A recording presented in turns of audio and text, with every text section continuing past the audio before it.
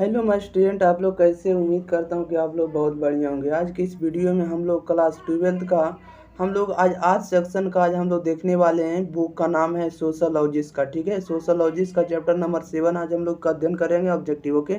7 का नाम है रचनात्मक परिवर्तन। ठीक है, रचनात्मक परिवर्तन आज हम लोग इसका ऑब्जेक्टिव करने वाले हैं। आज की इस वीडियो में हम लोग इसका 33 ऑब्जेक्टिव यानी 33 ऑब्जेक्टिव को इस वीडियो में कवर करेंगे। अगर आप लोगों को वीडियो पसंद आता है तो वीडियो को लाइक जरूर करें, चैनल को जरूर सब्सक्राइब करें। आपको इसी वीडियो में आपको याद हो जाएगा। इसका पीडीएफ लेने के लिए लिंक डिस्क्रिप्शन में दे दिया हूँ पीडीएफ का।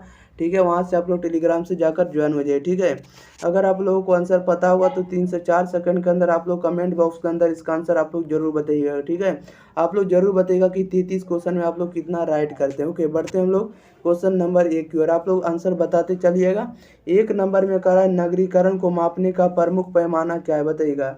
नगरीकरण को मापने का प्रमुख पैमाना क्या होता है? तो प्रमुख पैमाना जो है इसमें से क्या होता है? प्रमुख पैमाना इसमें से कोई नहीं। नगरीकरण को अगर मापना है तो प्रमुख पैमाना ना तो जनसंख्या होता है, ना तो आपको जनसंख्या घनत्व होता है, ना तो उद्योग होता है। इसलिए ऑप्शन नंबर डी हो जाएगा, इनमें से कोई नहीं। ओके, 2 नंबर में कह रहा है आधुनिकीकरण का परिणाम है, बताइएगा। आधुनिकीकरण का परिणाम क्या है? तो आधुनिकीकरण का जो परिणाम है ये आपको नए वर्गों का उदय होता है। ओके, ऑप्शन नंबर ए इधर राइट आंसर हो जाएगा।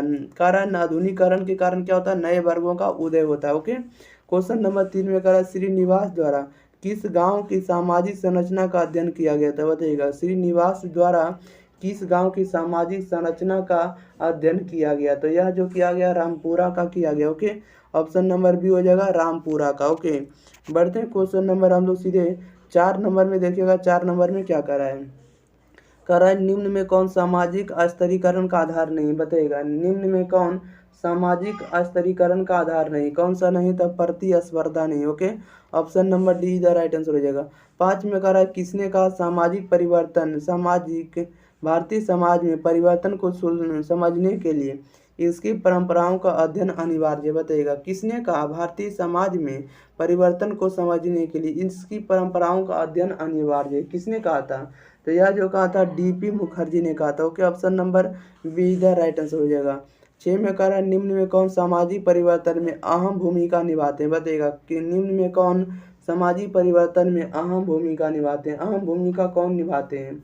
तो यह जो हो जाएगा ऑप्शन नंबर ए हो जाएगा समाचार पत्र। ओके, समाचार पत्र अहम भूमिका निभाते हैं, याद रखिएगा। बढ़ते हैं हम लोग क्वेश्चन नंबर 7 में। 7 नंबर में कह रहा है कि भारतीय समाज में जनाधिक्य का मूल कारण क्या है, बताइएगा। भारतीय समाज में जनाधिक्य का मूल कारण क्या है? तो इसका जो मूल कारण है आपको सामाजिक सांस्कृतिक कारक है। ओके, ऑप्शन नंबर बी इधर राइट आंसर हो जाएगा। 8 में कह रहा भारतीय संस्कृति की निम्न में कौन सी विशेषता है, बताइएगा। भारतीय संस्कृति की निम्न में से कौन सी विशेषता है? तो कौन सी विशेषता है? तो इसका जो राइट आंसर बनने वाला ऑप्शन नंबर डी हो जाएगा, इनमें से सभी। धर्म की प्रधानता, कर्म फल में विश्वास से आत्म एवं पुनर्जन्म में विश्वास करता है। ओके, भारतीय संस्कृति, इसलिए ऑप्शन नंबर डी हो जाएगा, इनमें से सभी। क्वेश्चन नंबर देखिएगा 9 में क्या कर रहा है। 9 नंबर में कह रहा है निम्नांकित में सीमांतीकरण को किस तरह की प्रक्रिया कहा जाता है, बताइएगा। निम्नांकित में सीमांतीकरण को किस तरह की प्रक्रिया कहा जाता है? किस तरह की प्रक्रिया कहा जाता है? तो नकारात्मक प्रक्रिया, option number be the right answer हो जाएगा। 10 में कह रहा है भारत में निम्न में से किस राज्य में नगरीकरण की मात्रा सर्वाधिक है, बताइएगा। भारत में निम्न में किस राज्य में नगरीकरण की मात्रा सर्वाधिक है? किसमें? तो पश्चिम बंगाल में, ऑप्शन नंबर बी इधर राइट आंसर हो जाएगा। बढ़ते हैं क्वेश्चन नंबर 11 में देखिएगा। 11 नंबर में क्या करा है? 11 नंबर में कह रहा है 1995 ईस्वी में भारत में मलिन बस्तियों में रहने वाले लोगों की संख्या कितनी थी, बताइएगा। 1995 ईस्वी में भारत में मलिन बस्तियों में रहने वाले लोगों की संख्या कितनी थी? तो लोगों की संख्या 450 लाख थी। ओके, ऑप्शन नंबर बी इधर राइट आंसर हो जाएगा। बढ़ते हैं क्वेश्चन नंबर हम लोग सीधे 12 नंबर में, ध्यान दीजिएगा 12 नंबर में क्या करा। ओके, सारे क्वेश्चन को आपको ध्यान में रखना है, ठीक है। नंबर में कह रहा है कि वर्तमान स्थिति में किसी भी प्रकार के और किसी भी स्तर के बदलाव को कहते हैं, बताइएगा। वर्तमान स्थिति में किसी भी प्रकार के और किसी भी स्तर के बदलाव को हम लोग क्या कहते हैं? तो इसके बदलाव को हम लोग परिवर्तन कहते हैं, ऑप्शन नंबर इधर राइट आंसर हो जाएगा। 13 में कह रहा है यूरोप और अमेरिका की सभ्यताओं की संस्कृति से प्रभावित होकर प्रभावित होकर होने वाले परिवर्तन को हम लोग क्या कहते हैं? तो इनके परिवर्तन को होने वाले हम लोग यूरोप और अमेरिका की सभ्यताओं को प्रभावित होकर नया परिवर्तन होने वाले को हम लोग पश्चिमीकरण कहते हैं। क्या कहते हैं? पश्चिमीकरण कहते हैं, वेस्टर्लाइजेशन कहते हैं। ऑप्शन नंबर सी इधर राइट आंसर हो जाएगा। बढ़ते हैं क्वेश्चन नंबर हम लोग सीधे 14 नंबर में देखिएगा। 14 नंबर में क्या करा है? 14 नंबर में करा है सामाजिक परिवर्तन से तात्पर्य सामाजिक ढांचे के परिवर्तन से है। यह कथन किसका है बताइएगा? सामाजिक परिवर्तन से तात्पर्य सामाजिक ढांचे के परिवर्तन से है। यह कथन किसका है? तो यह जो कथन है जॉनसन का है। ओके, ऑप्शन नंबर ए इधर राइट आंसर हो जाएगा। 15 में कह रहा भारत में औद्योगिकरण लगभग कितना वर्ष पुराना है बताइएगा? भारत में औद्योगिकरण जो है कितना वर्ष पुराना है? तो यह जो है 100 वर्ष पुराना। ऑप्शन नंबर डी इधर राइट आंसर हो जाएगा। 16 नंबर में कह रहा कि ज्ञान उपयोगी और व्यवहारिक होना चाहिए। यह कथन किसका है बताइएगा? ज्ञान उपयोगी और व्यवहारिक होना चाहिए। यह कथन किसका है? तो यह जो आपको आई.बी. शर्मा का। ओके, ऑप्शन नंबर डी इधर राइट आंसर हो जाएगा, आई.बी. शर्मा। बढ़ते हैं क्वेश्चन नंबर 17 में देखिएगा। 17 नंबर में क्या करा है? 17 में कह रहा है कि प्रोजेक्ट वास्तविक जीवन पर एक भाग है जिसका प्रयोग विद्यालय में किया जाता है। यह कथन किसका बताइएगा? प्रोजेक्ट वास्तविक जीवन पर एक भाग है जिसका प्रयोग प्रयोगशाला विद्यालय में किया जाता है। यह कथन किसका है? तो यह जो आपको बेलार्ड का है। ऑप्शन नंबर ए इधर राइट आंसर हो जाएगा। 18 में कह रहा भारतीय संविधान के किस अनुच्छेद के अंतर्गत अनुसूचित जातियों को अपनी संस्कृति और भाषा बनाए रखने के लिए संरक्षण प्रदान किया गया बताइएगा? यह जो संरक्षण प्रदान किया गया किस अनुच्छेद के अंतर्गत? तो अनुच्छेद धारा 29 के तहत। ओके, ऑप्शन नंबर बी इधर राइट आंसर हो जाएगा। बढ़ते हैं क्वेश्चन नंबर हम लोग 19 नंबर में देखिएगा। 19 नंबर में क्या कह रहा है? कह रहा प्रोजेक्ट एक समस्या मूलक है, समस्या मूलक कार्य है जो अपनी स्वाभाविक परिस्थितियों में पूर्णता प्राप्त करता है बताइएगा? प्रोजेक्ट एक समस्या मूलक कार्य है जो अपनी स्वाभाविक परिस्थितियों में पूर्णता को प्राप्त करता है। इसका राइट आंसर बताइएगा? तो यह जो हो जाएगा इसका राइट आंसर किलपैट्रिक हो जाएगा। क्या हो जाएगा? किलपैट्रिक। ऑप्शन नंबर सीधा राइट आंसर हो जाएगा।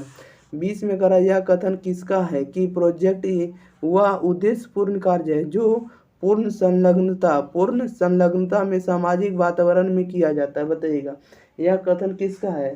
तो यह भी कथन जो आपका राइट आंसर हो जाएगा। यह जो है किलमैट्रिक किसका? किलमैट्रिक का। ऑप्शन नंबर ए इधर राइट आंसर हो जाएगा। बढ़ते हैं क्वेश्चन नंबर हम लोग 21 नंबर में देखिएगा। 21 नंबर में क्या कर रहा है? कह रहा है शहरीकरण का लक्षण है बताइएगा? शहरीकरण का लक्षण क्या है? तो शहरीकरण का लक्षण हो जाएगा इसका right answer option number D हो जाएगा, उपरोक्त सभी। शहरीकरण होने के लिए व्यापार में विकास होना चाहिए, एक शहर के चारों ओर केंद्रों का विकास हो और आपको ग्रामीण से शहरी प्रवासन होना चाहिए। ओके, 22 में करा निम्नलिखित में से किसको नगरीकरण बढ़ावा देती है बताइएगा? निम्नलिखित में से किसको नगरीकरण बढ़ावा देती है? किसको देती है? तो यह जो देती है आपको गुमनामिता को भी देती है, भीड़ को भी देती है, प्रदूषण को भी। यानी गुमनामिता, भीड़ और प्रदूषण। ऑप्शन नंबर डी हो जाएगा, उपरोक्त सभी को देती है। ओके, बढ़ते हैं क्वेश्चन नंबर हम लोग सीधे 23 नंबर में। 23 नंबर में कह रहा है निम्न में कौन सी जनजाति उत्तरी पूर्वी भारत की नहीं है बताइएगा? निम्न में कौन सी जनजाति उत्तरी पूर्वी भारत की नहीं है? कौन सा नहीं? तो खास जाति नहीं। ओके, ऑप्शन नंबर डी हो जाएगा। 24 में कह रहा है कि social change in modern India नामक पुस्तक के लेखक कौन है बताइएगा? Social change in modern India नामक पुस्तक के लेखक कौन है? तो यह जो आपको M.N. श्रीनिवास है। कौन है? M.N. श्रीनिवास है। ऑप्शन नंबर सीधा राइट आंसर हो जाएगा।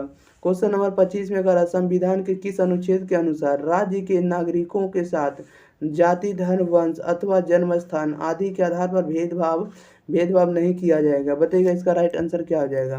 कह रहा संविधान के किस अनुच्छेद के अनुसार राज्य के नागरिकों के साथ जाति, धर्म, वंश अथवा जन्म स्थान आदि के आधार पर भेदभाव नहीं किया जाएगा? इसका राइट आंसर बताइएगा क्या हो जाएगा?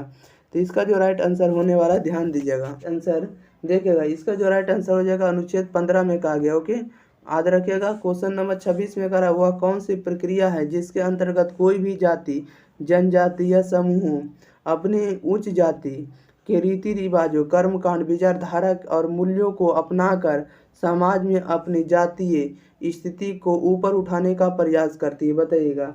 ये इसका राइट आंसर बताइएगा। तो यह जो हो जाएगा आपको संस्कृतिकरण हो जाएगा, option number be the right answer हो जाएगा। क्वेश्चन नंबर 27 में कह रहा है निम्नलिखित में से धर्मनिरपेक्षीकरण की प्रक्रिया का प्रमुख तत्व क्या बताइएगा। धर्मनिरपेक्षीकरण की प्रक्रिया का मुख्य तत्व क्या है। तो यह जो हो जाएगा ऑप्शन नंबर डी हो जाएगा। ओके, उपरोक्त सभी विभेदीकरण में वृद्धि हो जाएगा, इसके बाद धार्मिकता का ह्रास हो जाएगा, तार्किकता में वृद्धि हो जाएगा। ओके, यानी सभी इसका सही राइट आंसर हो जाएगा। बढ़ते हैं क्वेश्चन नंबर हम लोग 28 नंबर में देखिएगा। 28 नंबर में क्या कह रहा है। 28 नंबर में कह रहा है कि परिवर्तन की वह प्रक्रिया जो भारतीय जनजीवन, समाज व संस्कृति के विभिन्न पक्षों में उस पश्चिमी संस्कृति के संपर्क में आने के कारण उत्पन्न हुई, जिसे ब्रिटिश शासक अपने साथ लाए थे, यह प्रक्रिया क्या कहलाती है बताइएगा। तो यह जो प्रक्रिया कहलाती है पश्चिमीकरण कहलाती है। Option number A right answer हो जाएगा। इसको आप लोग दोबारा पढ़ लीजिएगा, ठीक है। 29 में कह रहा है आधुनिक भारत में प्रौद्योगिकी उन्नति के साथ साथ नगरों का विभाजन होता जा रहा है, ऐसा कौन कहा है बताइएगा। तो ऐसा जो आपको कहा श्रीनिवास ने कहा है। किसने कहा, तो श्रीनिवास हो जाएगा। ऑप्शन नंबर ए इधर राइट आंसर हो जाएगा। बढ़ते हैं क्वेश्चन नंबर हम लोग सीधे 30 नंबर में ध्यान दिएगा। 30 नंबर में क्या कह रहा है।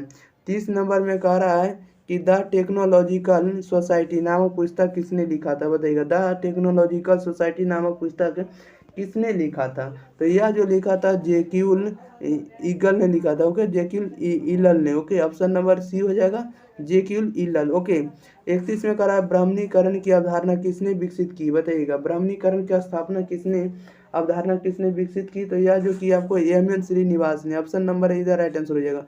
32 में कह रहा है कि पर संस्कृति का संबंध है बताइएगा। पर संस्कृति का संबंध किससे, तो संस्कृति से। ऑप्शन नंबर सीधा राइट आंसर हो जाएगा। बढ़ते हैं क्वेश्चन नंबर हम लोग 33 नंबर में देखिएगा। 33 में क्या कह रहा है। कह रहा है निम्न में से कौन भारत में सामाजिक परिवर्तन का कारक नहीं है बताइएगा। इसका राइट आंसर आप लोग जल्दी जल्दी बताइए। निम्न में कौन भारत में सामाजिक परिवर्तन का कारक नहीं है, कौन सा नहीं है। तो ऑप्शन नंबर सी हो जाएगा, परिवर्तन नहीं। ओके, ऑप्शन नंबर सीधा राइट आंसर हो जाएगा। अब देखिए आज की इस वीडियो में सारे के सारे ऑब्जेक्टिव हम आपको कंप्लीट करा दिए 33 के 33, ठीक है। तो हम लोग मिलेंगे अगले वीडियो साथ, तब तक के लिए चैनल को आप लोग सब्सक्राइब करिए, दोस्तों के पास आप लोग शेयर करिए। ओके, आप लोग इसी चैनल पर आपको कंटेंट मिलेगा। ओके, चलिए तो हम लोग मिलते हैं अगले वीडियो साथ, तब तक के लिए thank you for watching this video. धन्यवाद। ओके।